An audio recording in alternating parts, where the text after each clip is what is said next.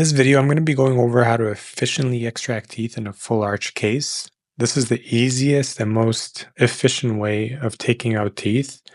There's many different ways providers tackle this, but this is my favorite way, so let's watch. So here I'm using a 702 burr, 702 surgical burr, and what I do is I flap first. Once everything is flapped, I then mark my reduction line, which you'll see in some other videos in this course. But once I mark my reduction line, I take the 702 burr, as you can see here in the video, and I start reducing the facial bone down to that reduction line. And I start reducing interproximally as well, that interdental bone, to make sure I pretty much reduce 270 degrees around the tooth. And what this does is it makes the extraction process so much easier and so much quicker, at least for me.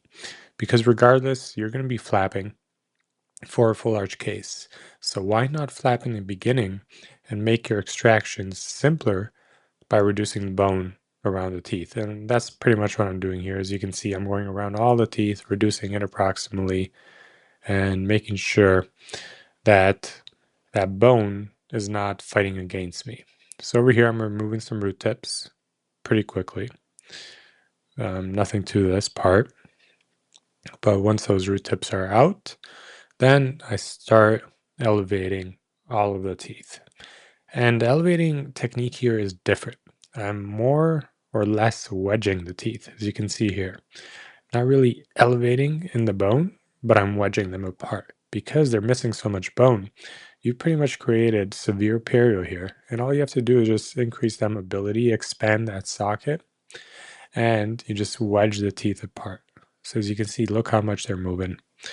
Be careful with any little piece there. I'm sure you've all experienced this during full arches. Patient doesn't swallow that. But yep, so we're wedging them here. On the patient's left, when they're sedated like this, orally sedated, I don't like having them move back and forth, back and forth. I like having them sleep. So on my left side, I'm right-handed. I just start elevating from the palatal, so they don't have to move their head at all. Wedging again. And now we start extracting. I love using the 150 FAFs for the upper and twisting motions. And you can see how quickly, well, that one just popped out. You can see how easily these teeth come out once you've reduced that bone and you've wedged them apart. So for this part, it's sped up a little bit. That's why it looks a little bit weird. But the canine is broken. And as you know, if you've done quite a few full arches, the canines are your pain in the ass teeth. But what I make sure here is that I have a very, very good grip of this canine. So I've been going back and forth, back and forth.